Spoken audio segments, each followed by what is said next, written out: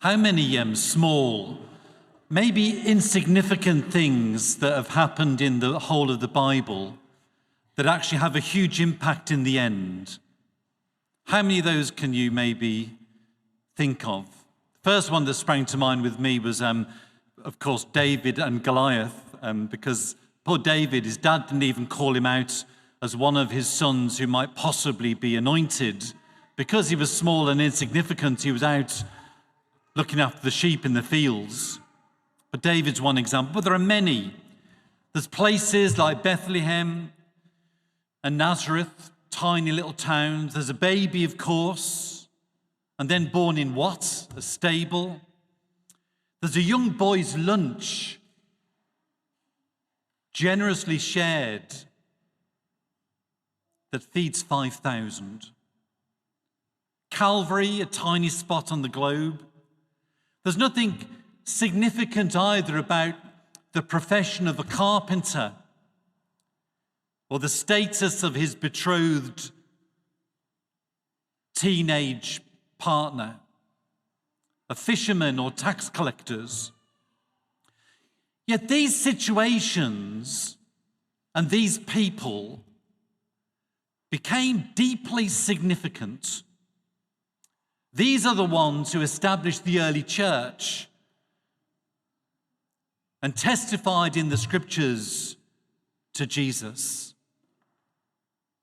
These are the ones, these little ones, who changed the world.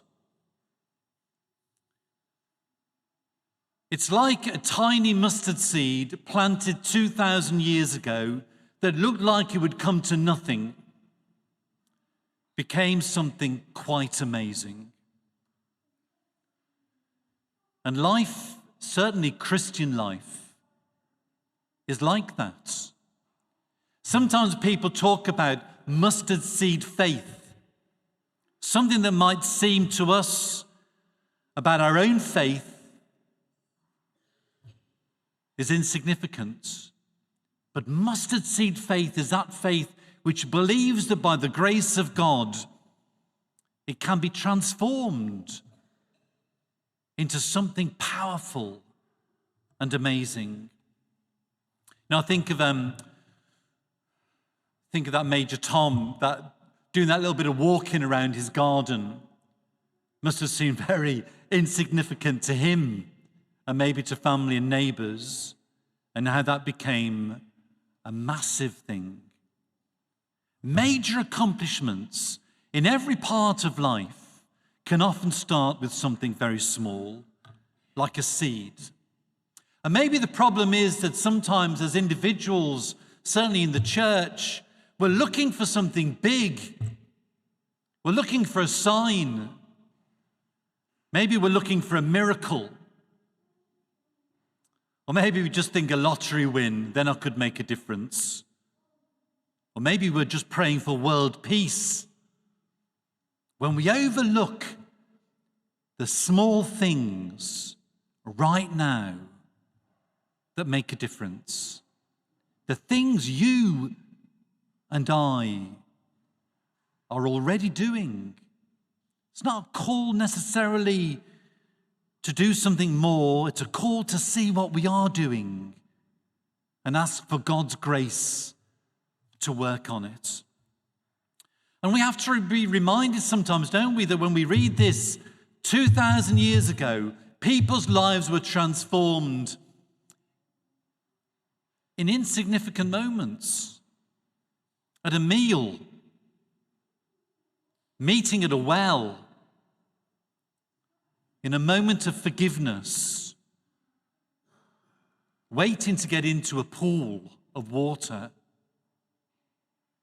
It's in those moments they encountered God and their lives were changed.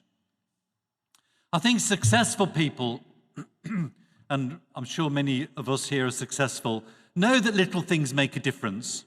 Athletes and professional sports people certainly do.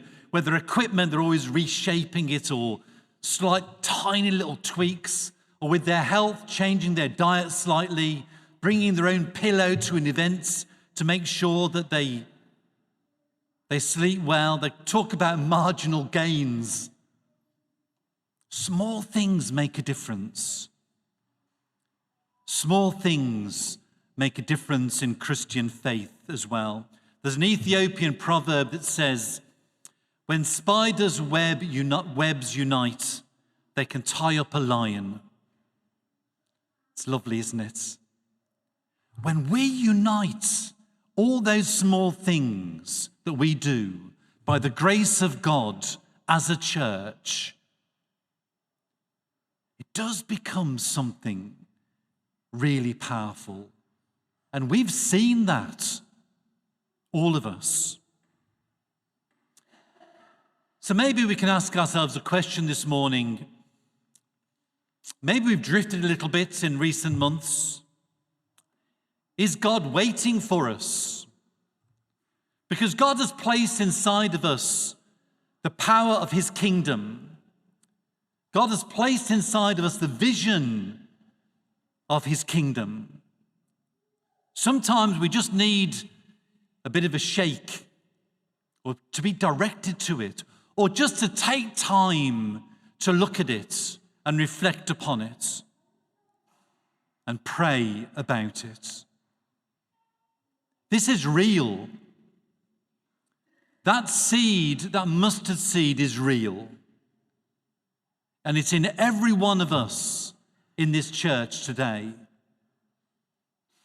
And we have an ideal opportunity starting next weekend. You know, people might think, oh, that mission is on about that again. I know it's probably because we're working on it, a big thing in our lives, and you've got so many things happening in your life. It might not seem that significant. But little things can make a huge difference. And this week coming up, it's only 1 week. It's not like the whole of Lent or Advent. It's 1 week with a few things to make us reflect and pray, to see God's power in us, and to see how that seed can become a mighty tree. We're going to watch just a 2-minute video now and then reflect for a minute after that from the people leading our mission.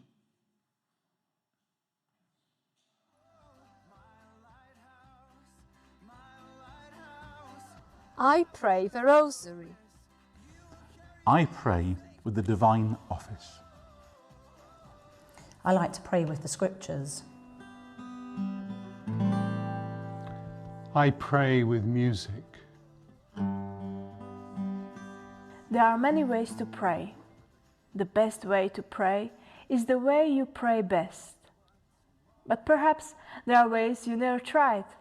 So in June, we would like to invite you to taste different kinds of prayer. Every morning during Mission Week, we'll offer you a taste of a different kind of prayer. So come, taste and see that the Lord is good. We're looking forward to being with you from the 19th to the 27th of June. As well as the prayer experiences that go on throughout the week, we're inviting you to a Mass of Healing on the Friday evening. And there's a celebration for everyone who volunteers or serves in any way in the parish or the wider charitable work on Wednesday evening.